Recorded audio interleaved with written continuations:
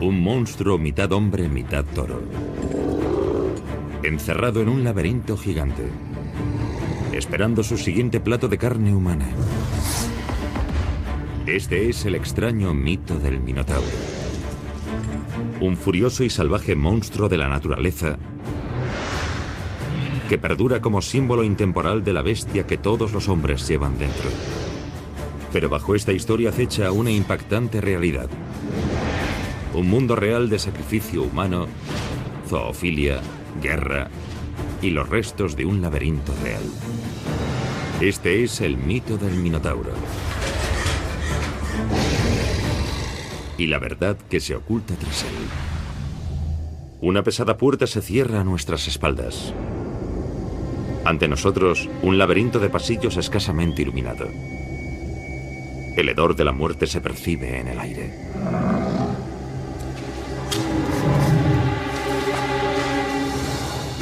Estamos atrapados en el laberinto del Minotauro. Y no hay salida.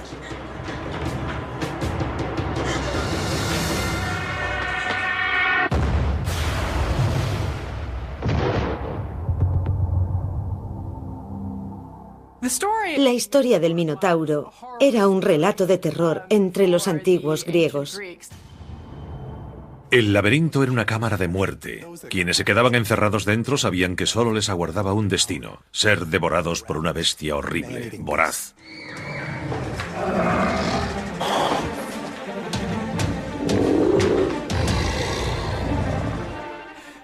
Este ser, mitad hombre, mitad animal, despedazaba a sus víctimas y consumía su carne.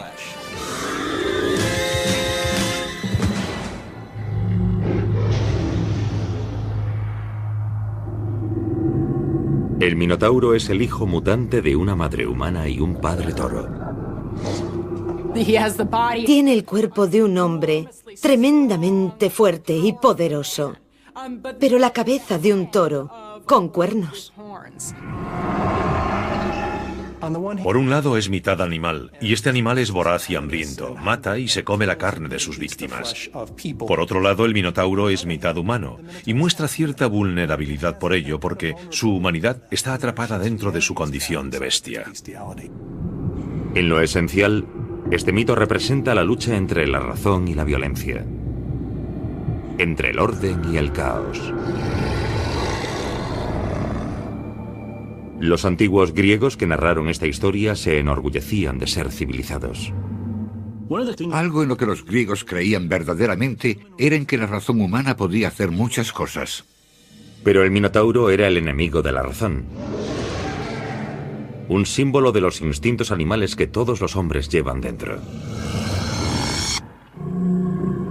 El Minotauro, el monstruo, era la parte indomable de la naturaleza que los griegos intentaban someter. Era lo único que no podían controlar.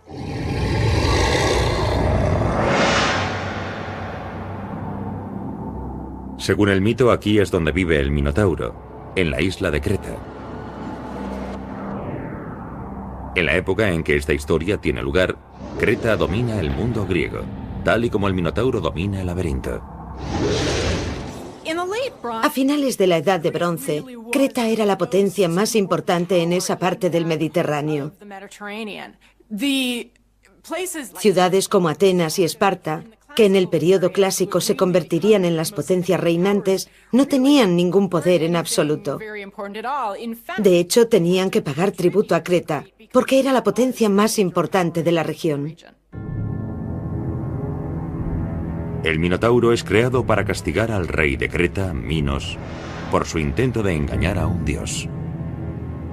Cada año era costumbre que el rey Minos sacrificase su toro más preciado como ofrenda al dios del mar, Poseidón. Pero un año su rebaño produjo un ternero tan hermoso, tan perfecto, que Minos fue incapaz de renunciar a él y sacrificó un macho menor en su lugar. Pero Poseidón estaba observando. En la mitología griega, cuando alguien intenta engañar a los dioses, pierde. Poseidón, al enterarse de esto, dijo: «Vale, ¿tanto te gusta ese toro? Pues yo haré que le guste a tu mujer». y así la mujer de Minos se sintió atraída por el toro. La esposa de Minos, Pasífae, se enamora del toro. El deseo que Pasífae siente por el toro simboliza una especie de lujuria animal. Todos nos consideramos criaturas muy racionales, pero en realidad todos sabemos que en nuestro interior hay una parte de nosotros que se mueve por puro deseo animal. La reina tramó un complejo plan para seducir al toro. Se viste con un disfraz de vaca y se deja ver por los prados en los que el toro pasta, esperando a que el animal se aproxime. Este mito es muy extraño, porque Pasífae básicamente comete un acto de zoofilia. Está enamorada de este toro. Quiere tener sexo con este toro. Entre los antiguos griegos y romanos había cierta preocupación por determinar cuál era el modelo de comportamiento sexual correcto. Y el sexo con animales es uno de los tabúes que con más profusión se trata en la mitología.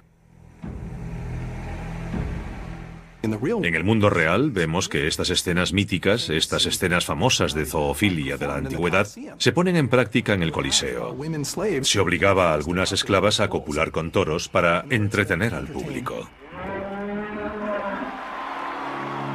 A menudo en estos espectáculos de la vida real, los antiguos representaban el encuentro mítico entre la reina Pasífae y el toro. En la historia, su estrategia triunfa enseguida. El toro la espía, siente el deseo amoroso y la monta. Y 9 meses después, nace el Minotauro.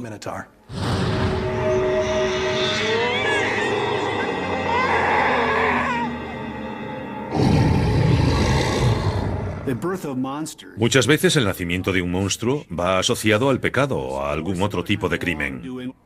Y este desde luego se debe a ambos. Dado que Minos no mantuvo su parte del trato y que Pasífae se dejó llevar por un deseo antinatural, el niño nace monstruoso y deforme. Es un niño mitad humano, mitad toro, destinado a convertirse en un horror. Es un monstruo, así es como lo conocemos. Pero al mismo tiempo parece una víctima de su destino. Y por eso yo tengo sentimientos enfrentados al respecto del Minotauro. No puedo condenarlo realmente. El Minotauro tiene un nombre extraño. Su padre no es Minos, pero la primera mitad de su nombre procede del nombre Minos. La segunda mitad, Tauro, significa toro en griego. Así que hablamos de el toro de Minos. Para los antiguos, este híbrido hombre-toro era un concepto poderoso y aterrador. Los toros eran un elemento central de la civilización griega. De hecho, eran adorados incluso como dioses. Por todo el Mediterráneo oriental había numerosos sacrificios y rituales relacionados con el culto a los toros.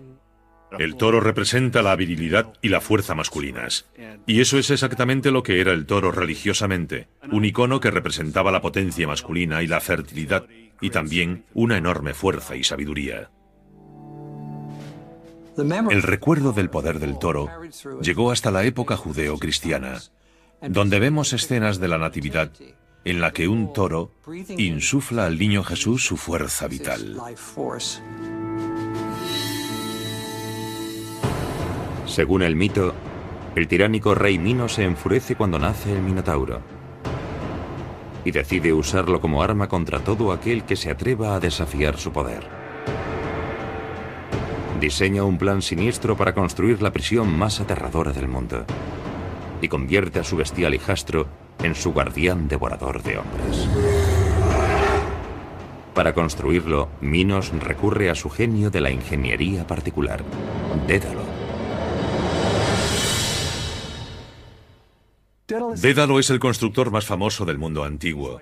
Es como Thomas Edison y Frank Lloyd Wright, todo en uno. Es capaz de construir monumentos hermosos e incluso construye también máquinas voladoras, maravillas de la tecnología antigua. Dédalo dibuja los planos de una prisión sin celdas ni barrotes, solo un enorme laberinto sinuoso. Sería tan vasto, tan imposible de navegar, que incluso a él le costaría salir de su obra con vida.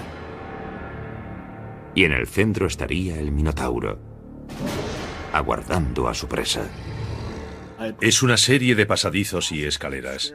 Y dentro del laberinto se produce una especie de efecto místico o extraño que confunde a todos aquellos que se adentran en él y que los desorienta inmediatamente. Oscuro, desorientador, mortal. Este laberinto mítico sería aterrador. ¿Pero es algo más que un simple mito?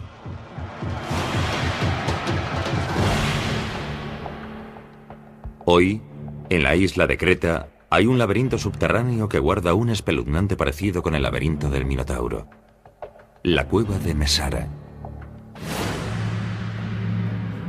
Es una antigua cantera subterránea que, según la tradición popular, podría haber inspirado el mito. Una serie de pasadizos sinuosos se extienden a lo largo de 3 kilómetros sin ningún orden especial. De hecho, la mayoría de quienes se atreven a entrar lo hacen con un cable para asegurarse de no perderse. Esta misma táctica sería crucial para las víctimas del Minotauro, según se narra en el mito. Las marcas de cincel encontradas en las paredes de los túneles demuestran que las cuevas son artificiales y que fueron excavadas con herramientas antiguas. Durante siglos, los visitantes que se acercaban a explorar estas cuevas lo hacían convencidos de que habían encontrado el hogar del Minotauro. Y muchos de ellos dejaron su marca. Hoy, los exploradores siguen aceptando el reto de navegar este laberinto. Su objetivo es alcanzar esta sala central, donde se dice que en otro tiempo vivió el Minotauro. Vienen aquí para vencer sus miedos. Y si cumplen su misión, escriben sus nombres en la pared y se marchan tan contentos. Sería estupendo que fuese el laberinto, porque todo el mundo quiere saber de dónde surgió la idea del laberinto. Y al ver cuevas como estas, inmediatamente a todo el mundo se le ocurre la idea de que esta podría ser la guarida del Minotauro. Un laberinto antiguo, artificial, en la misma isla en la que presuntamente se desarrolló el mito. Es el candidato perfecto para ser el laberinto del Minotauro en todos los aspectos, menos en uno. La mayoría de los expertos creen que el mito es más antiguo que la cueva. Se excavó muy al final de la época grecorromana, y hay pruebas de que fue visitada por muchos peregrinos durante este periodo. Pero el auténtico mito del laberinto y el Minotauro es muy anterior. Si Mesara no es el lugar que inspiró el mito del laberinto, ¿qué es? La búsqueda de pistas nos lleva de nuevo al mito.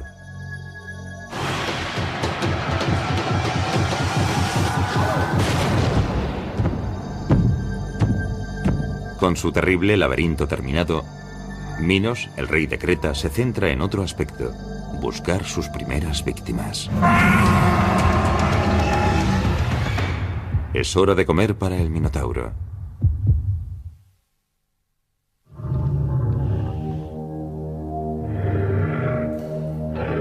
Según un mito antiguo, la isla de Creta es el hogar de un monstruo mitad hombre, mitad toro, que recorre hambriento un laberinto oscuro. El laberinto en sí es tan confuso que incluso a su constructor le costó encontrar la salida. Dentro, el Minotauro espera a sus primeras víctimas, hambriento de carne humana.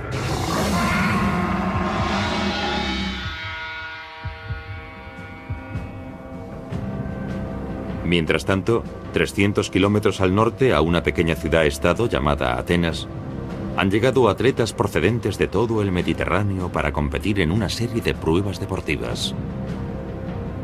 Es un evento precursor de los Juegos Olímpicos. Entre los participantes se encuentra el príncipe Andrógeo, hijo del rey de Creta, Minos, y hermanastro del Minotauro. El hijo de Minos, Andrógeo, ganó todas las pruebas. Carrera, lanzamiento, canto. Era una estrella. Y eso incomodó a muchos jóvenes atenienses, los cuales se emborracharon, provocaron una pelea y lo mataron.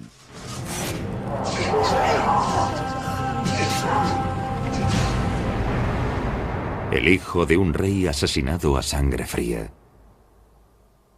Esto significa la guerra.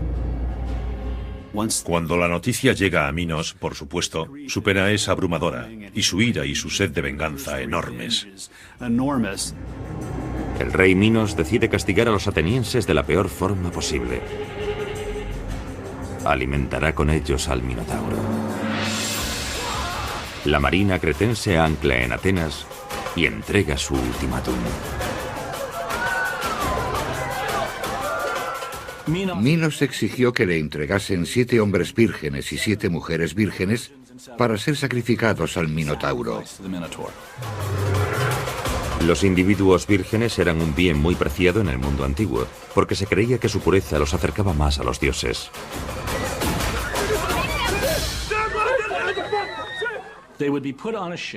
Los subieron a un barco para llevarlos, en circunstancias muy degradantes, a Creta. Los arrastraron entre gritos y grandes lágrimas hasta el laberinto, donde el monstruo los devoraría. Hasta ahí el mito. Pero ¿cuál es la conexión con la realidad?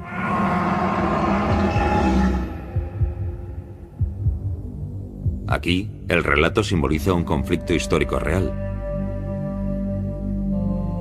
Un combate épico entre una superpotencia que envejece y un estado emergente. A comienzos de la historia griega, Atenas y Creta fueron enemigos en la vida real, pero la impresionante armada de Creta le otorgaba una indudable ventaja. Tanto en el mito como en la realidad, era David contra Goliat. En el mito del Minotauro, vemos claramente una explicación simbólica de la historia real. Creta era una civilización muy poderosa, que dominaba más o menos a todas las ciudades-estado de la Grecia continental. En la atroz petición de Minos, vemos un reflejo del dominio cretense en toda la zona.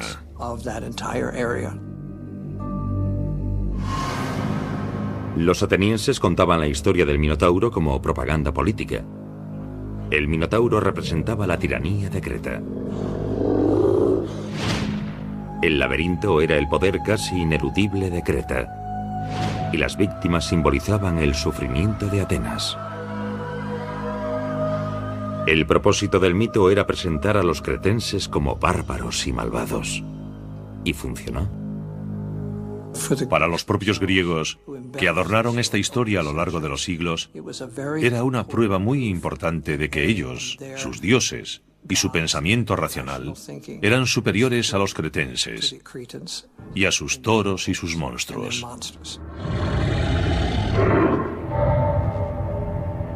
En el mito, Atenas es obligada a enviar sacrificios humanos al Minotauro cada 9 años, o a enfrentarse a una guerra con Creta. Pero, ¿por qué 9 años? Por los datos conservados, parece que conocían el movimiento de la luna a través de diversas constelaciones, que se producía en un ciclo de unos 9 años. De ahí que los sacrificios se celebrasen cada 9 años. Cuando la luna llena coincida con el equinoccio, será el momento de enviar sacrificios frescos a la bestia.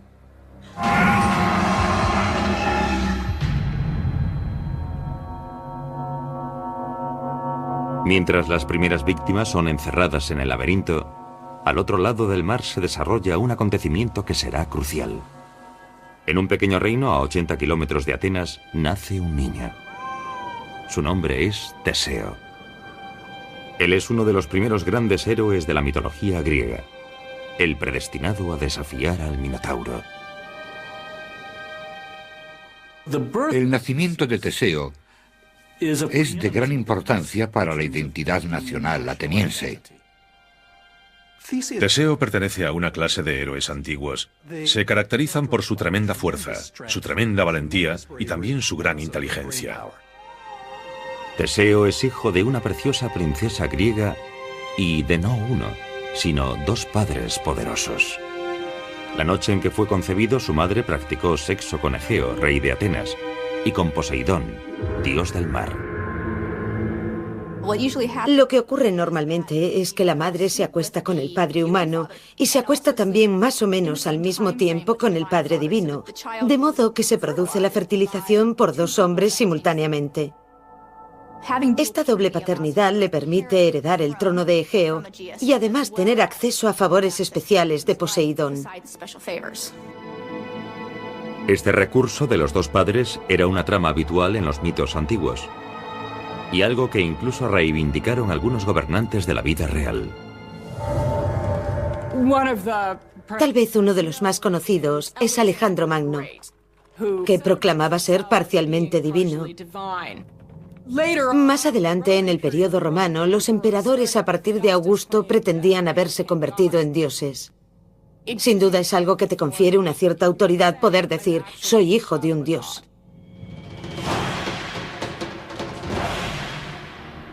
Según el mito, cuando nace Teseo, el rey Egeo entierra sus sandalias y una espada bajo una enorme roca. Dice a la madre de Teseo que cuando el niño sea lo bastante fuerte para levantar esa roca, podrá reclamar su legítimo lugar como príncipe de Atenas.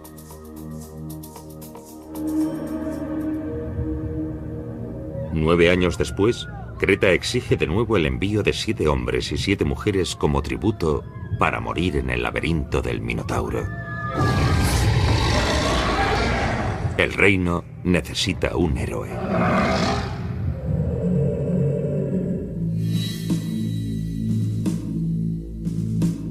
La tercera vez que Creta exige su tributo, Teseo está preparado. Por fin es lo bastante fuerte para levantar la roca que oculta la espada y las sandalias de su padre.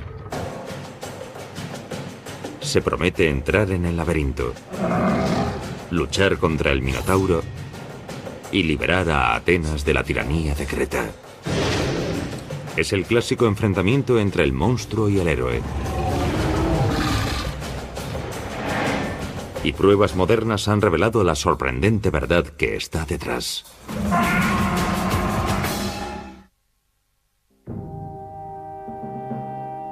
La ciudad de Atenas llora. Una vez más, ha llegado la hora de enviar sacrificios humanos al Minotauro. Las víctimas inocentes exigidas por el rey Minos, el tirano de Creta. A los elegidos les aguarda una muerte segura. Pero uno de ellos se ha prometido desafiar al destino. El príncipe de Atenas, Teseo. Está deseoso de demostrar su valentía y liberar a su reina. Los héroes han de llevar a cabo grandes acciones para alcanzar ese estatus. Él tiene que salir y hacer algo grande, y en este caso es evitar que los atenienses tengan que seguir sometidos a Minos y enviar a sus hijos al Minotauro. El escenario está preparado. Teseo, símbolo heroico de las mejores cualidades del hombre, contra el Minotauro, el salvaje reflejo de lo peor que puede ofrecer el hombre.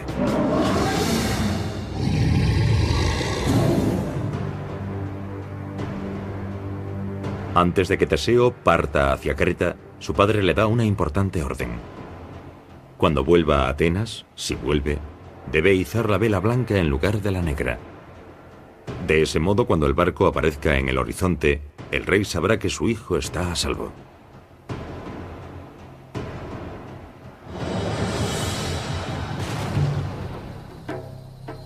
Según el mito, este era el lugar al que se dirigía Teseo. Nosos, la capital del rey Minos y los cretenses. Los antiguos griegos creían que este era el hogar del Minotauro y el escenario de horribles crímenes contra la humanidad. Hoy, sus ruinas siguen guardando pistas sobre la realidad que está detrás del mito. En el período de mayor poder de Creta, entre 1700 y 1450 a.C., en esta ciudad vivían 100.000 personas. En su centro había un enorme palacio con un diseño complejo. De hecho, algunos expertos creen que fue la inspiración original para el laberinto.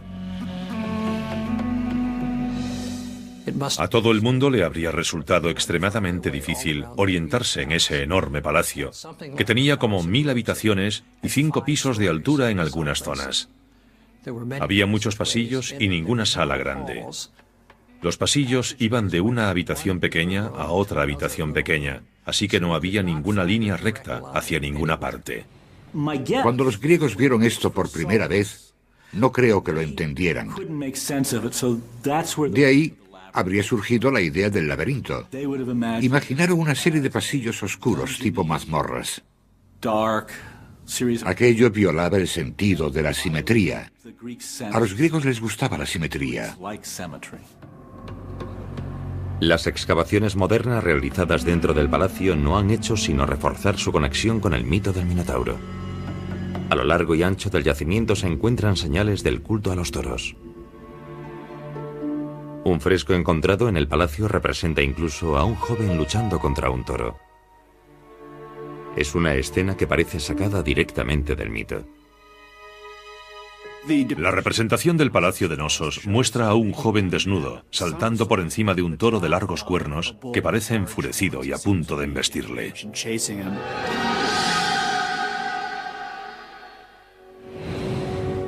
Un palacio antiguo que parece un laberinto, repleto de objetos relacionados con los toros.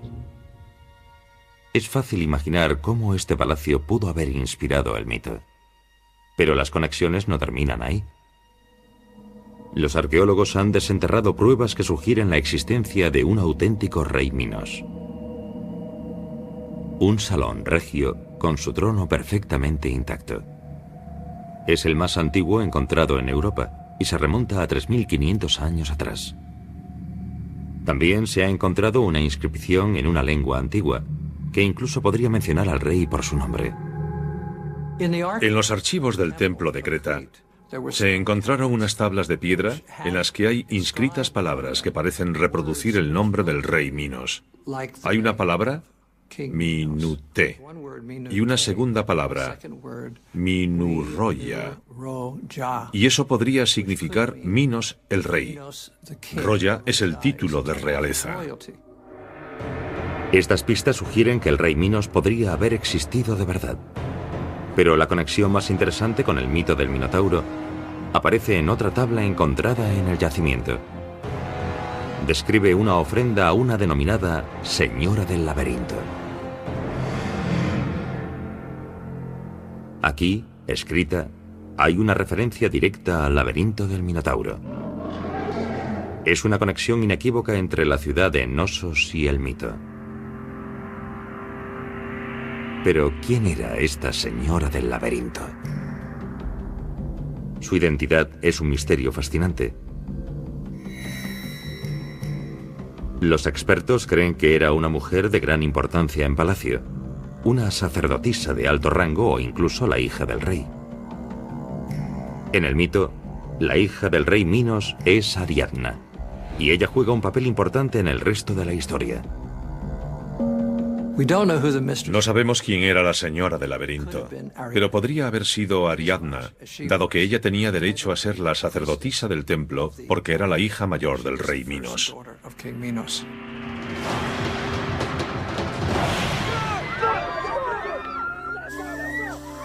Desde el momento en que Teseo llega a Creta para ser sacrificado, la princesa Ariadna se siente atraída por él.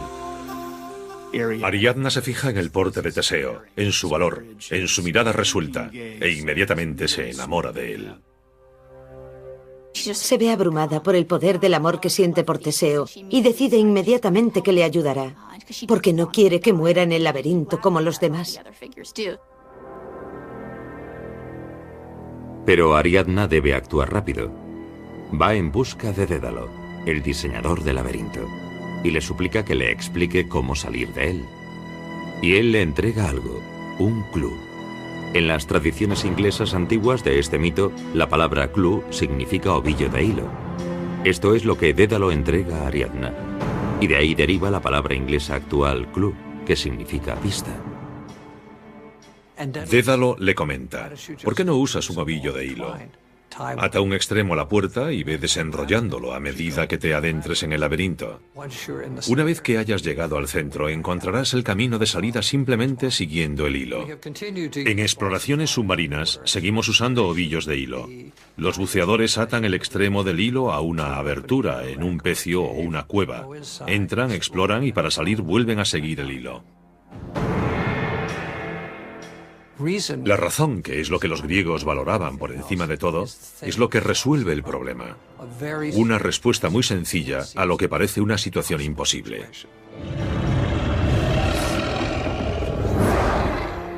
Ariadna visita en secreto a Teseo en la celda en la que permanece cautivo y le ofrece el ovillo con una condición. Se casará con ella si sobrevive. Cuando Teseo conoce a Ariadna, está metido en un lío. Va a entrar en un laberinto donde un minotauro lo devorará vivo. Y cuando ella se ofrece a ayudarle, él no tiene elección. O hace lo que ella le pide o se arriesga. Y él no quiere arriesgarse.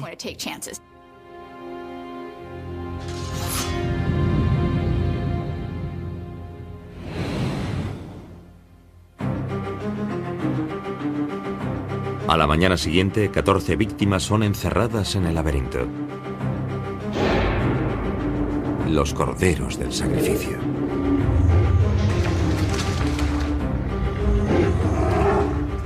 Con el clou, el ovillo de hilo en la mano, Teseo lidera la marcha por el laberinto. Teseo ata el ovillo de hilo a la puerta y empieza a caminar paso a paso a través de este túnel oscuro, húmedo y malsano. Teseo ha sido ofrecido como sacrificio humano. Es un concepto difícil de asimilar hoy en día, pero las pruebas sugieren que los antiguos cretenses reales no solo sacrificaban seres humanos, puede que también se los comiesen.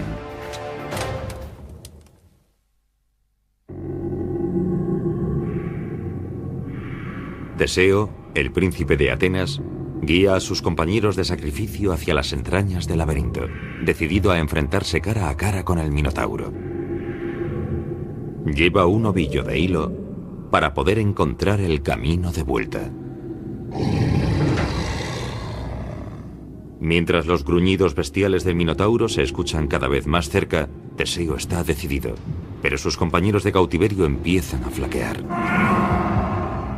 A medida que las víctimas caminaban por el laberinto, nos imaginamos lo aterradas que estaban. Pensemos en lo que suponía entrar en aquel lugar oscuro y caminar sin ver absolutamente nada. Sabían que en algún lugar de aquel laberinto estaba aquella horrible criatura devoradora de hombres que se los comería.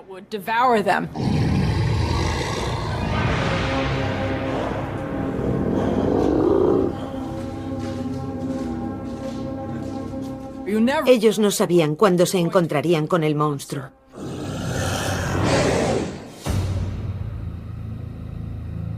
En el interior del laberinto, el Minotauro se despereza.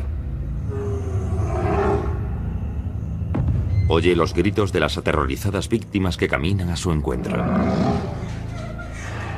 Y está preparado para su próximo banquete de carne.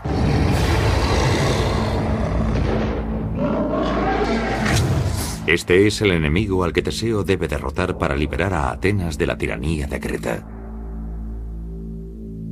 Hasta ahí el mito. Pero ¿cuál es la conexión con la realidad?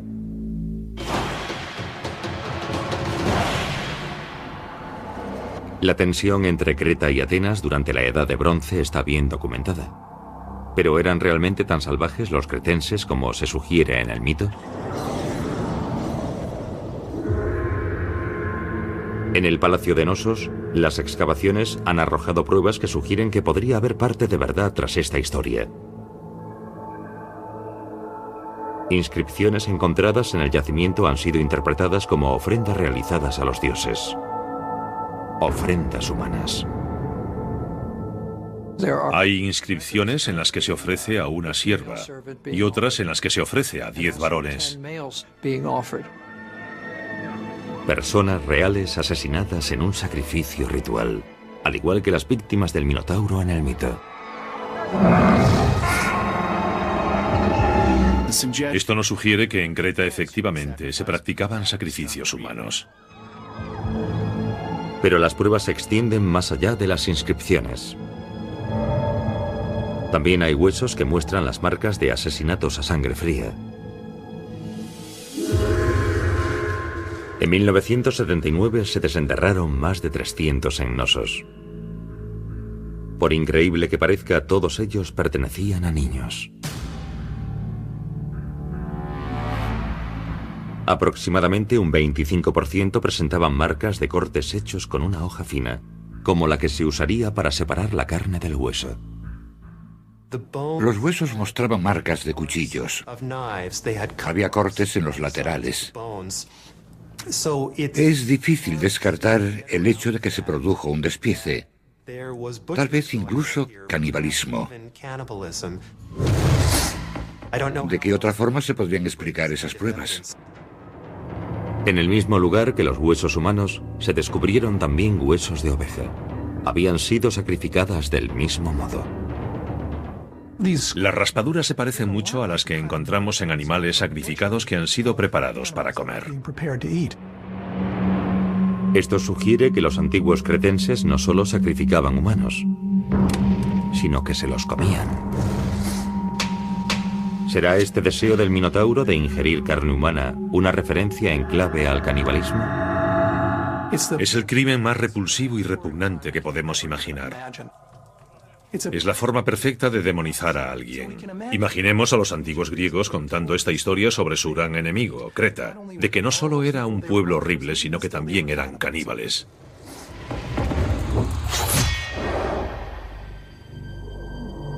El mito continúa. Los pasillos del laberinto están envueltos en la oscuridad. A Teseo le resulta imposible encontrar el camino guiándose por sus ojos. Pero los gruñidos y aullidos del Minotauro se escuchan cada vez más altos. Ellos son su brújula. Su ovillo de hilo ahora es pequeño, un cuarto de lo que era cuando Teseo entró en el laberinto. La bestia está cerca. Capta el hedor de la sangre en las paredes, de los huesos de las pobres víctimas anteriores de la bestia. Dobla una esquina y ve una masa dormida. Incluso el aliento del Minotauro le llena de miedo. Pero esta es la diferencia entre los héroes y nosotros, las personas normales. El héroe siente miedo, lo domina y va a por la hazaña. Teseo ataca por sorpresa y pilla a la bestia medio dormida. Teseo se aproxima. Ha sorprendido al Minotauro, salta y ataca. En el combate entre el hombre y la bestia, el hacha se encuentra con la espada. El futuro de Atenas y Creta está en juego.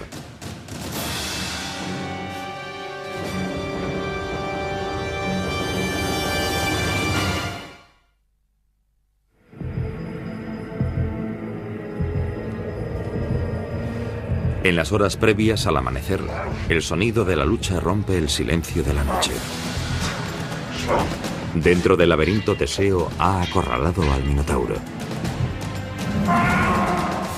Lo golpea, lo ataca.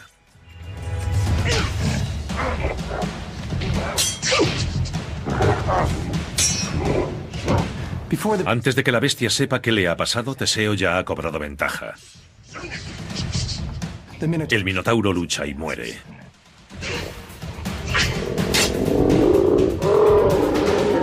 El héroe se hace con su presa.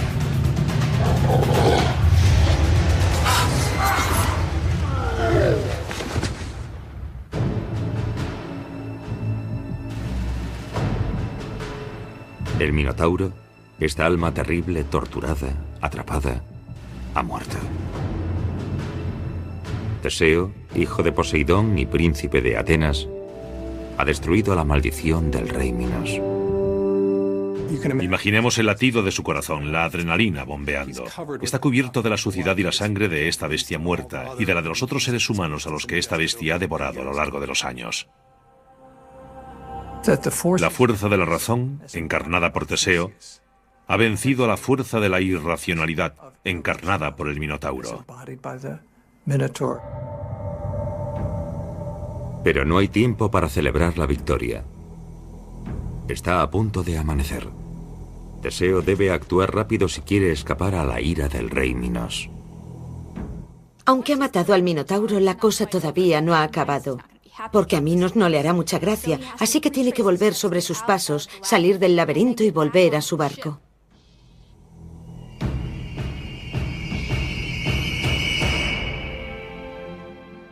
Va recogiendo el hilo y guía a los otros jóvenes de Atenas fuera del laberinto. Qué alegría debieron sentir aquellos muchachos al ver que su destino no era el que esperaban, sino que todo había cambiado gracias a la hazaña de un héroe.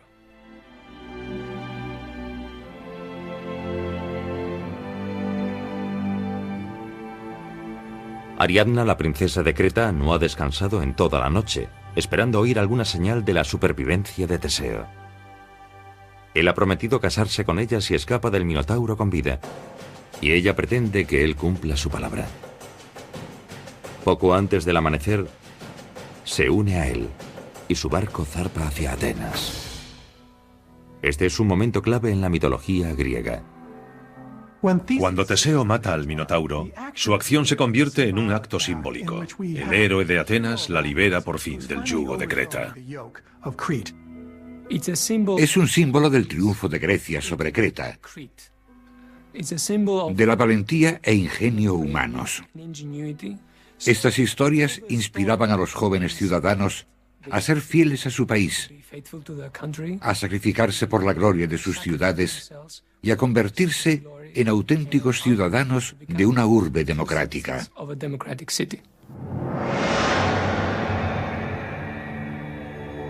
Teseo abandona Creta convertido en héroe, pero su viaje de vuelta a casa acabará en tragedia. Cuando zarpó para luchar contra el Minotauro, Teseo prometió a su padre terrestre, el rey Egeo, que izaría una vela blanca si volvía a casa con vida, para señalar su victoria. Cada mañana durante meses, Egeo se acercaba al mismo acantilado esperando ver alguna señal del barco. Pero cuando finalmente aparece en el horizonte, su vela es negra. El rey no encuentra consuelo. Cree que su hijo ha sido devorado por el Minotauro. Presa de su dolor, Egeo busca la muerte lanzándose al mar. Todavía hoy, ese mar sigue llamándose Egeo por el padre de Teseo. Teseo no iza la vela blanca, y en el relato antiguo original no se da ninguna explicación de por qué se olvida. Pero al final del mito original parece sugerirse un descuido de juventud. Esa es la explicación más fácil. Estaba tan entusiasmado por su victoria que deseaba volver a casa y simplemente se olvidó. La repentina muerte de Egeo supone un vuelco sorprendente. Teseo llega a puerto no solo como liberador de Atenas, sino como nuevo rey. El rey que, según el mito, transformaría la ciudad, que pasaría de ser una colonia a convertirse en una superpotencia regional. En este mito, el ascenso de Atenas al poder se atribuye sin ninguna duda a Teseo. De hecho, el mito parece haber sido escrito en parte para demostrar esto. Al adoptar a Teseo como héroe fundador, los atenienses hacían una declaración de principios. Dejaban claro que la larga dominación de Creta ya había terminado y que ahora había un nuevo mandamás en la región: Atenas. Atenas se convertiría en la ciudad-estado más dominante del mundo griego, mientras Creta se desmoronaría y sería conquistada. Pero mucho después de que ambos reinos hayan desaparecido en la historia, el mito de Teseo y el Minotauro perdura. Y como todo buen mito, revela aspectos de la naturaleza humana que son tan relevantes hoy como lo eran hace 3000 años. Se pueden extraer muchas cosas de la historia del Minotauro. Imaginemos el laberinto como la mente humana, un lugar oscuro que exploramos constante y conscientemente, nuestra naturaleza animal, aquella que nos impulsa a matar. Estos mitos nos revelan de forma poderosa partes de nosotros que de otra forma permanecerían ocultas, urgencias, deseos y medios ocultos que usamos para enfrentarnos al mundo. Las luchas más fundamentales de la experiencia humana.